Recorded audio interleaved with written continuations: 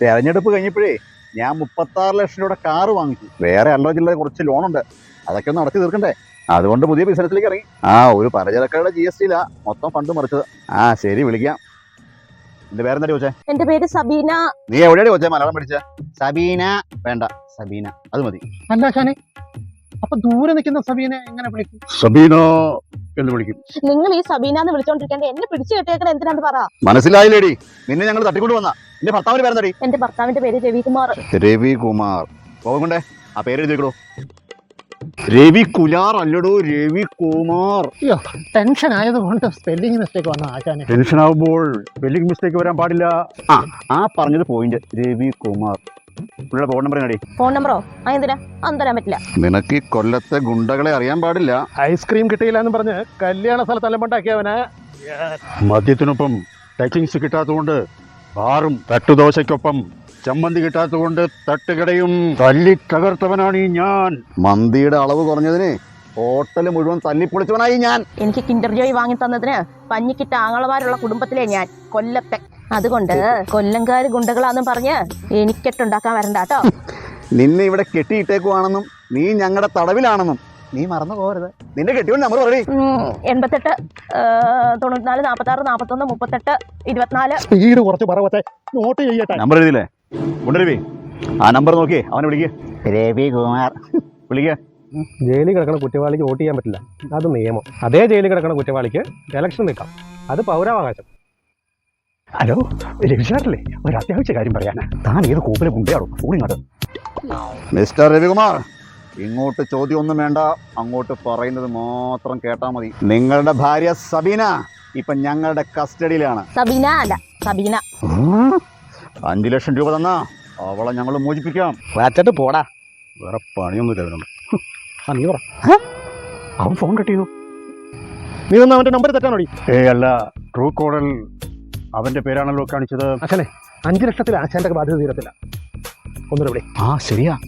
ആ പെട്രിയോട്ട്സുടെ 1 പിന്നെ സ്ഥലം വാങ്ങിച്ചതിന് 1.25. സംസം പറയാനേ. സംസം എന്ന് പറഞ്ഞ സ്റ്റോപ്പ്. അതാ ആശാൻ സംസം എന്ന് പറഞ്ഞപ്പോ ഞാനങ്ങ് നിർത്തിയത്. എടോ സമ്മ, കണക്ക് കൂട്ടി പറയാനാ ഞാൻ പറഞ്ഞ. എടോ സംസം എന്ന് പറഞ്ഞാലേ നിൽക്കുന്ന സംസം നിന്നു. ആശാൻ വിളി. നീ എങ്ങാനും ഒരുത്തൻ ജയിലിൽ കിടന്ന, അതും വേറെ ഒരുത്തന്റെ കാശ് വെട്ടിച്ചിട്ട് അകത്തായാനാണെങ്കിൽ അവന്റെ സകലതും ജപ്തി ചെയ്യും. അതിന് നിയമം എന്ന് പറയും. എന്നാൽ ജയിലിൽ കിടക്കുന്നവന് ഏത് സഭയിലും സത്യപ്രതിജ്ഞ ചെയ്യാം, അതും ജയിലിൽ നിന്നുകൊണ്ട് തന്നെ. അതിന് പൗരാവകാശം എന്ന് പറയും. ഹലോ മിസ്റ്റർ രവികുമാറല്ലേ? ഇങ്ങോട്ടൊന്നും പറയണ്ട, അങ്ങോട്ട് പറയുന്നത് മാത്രം കേട്ടാ മതി. നിങ്ങളുടെ ഭാര്യ സബീന ഞങ്ങളുടെ കസ്റ്റഡിയിലുണ്ട്.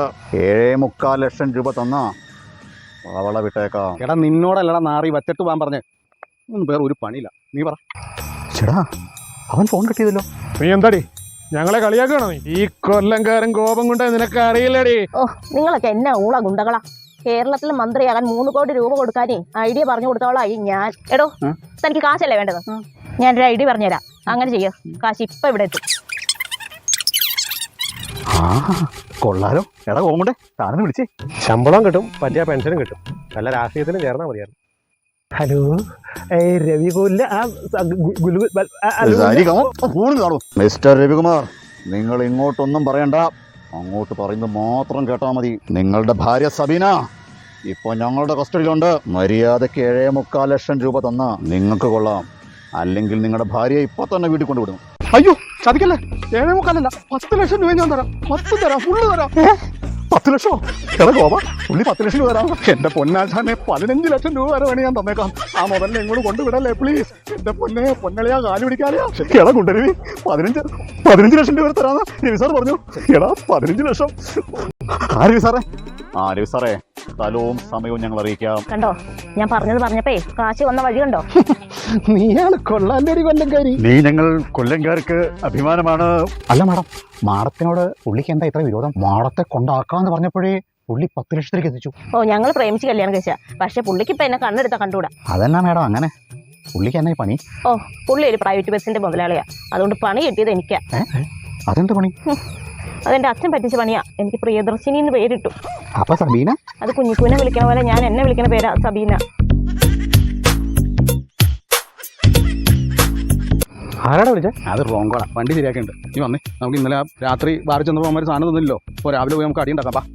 അത് ശരിയാ. കൊല്ലംകാരൻ സുമ്മാവാ.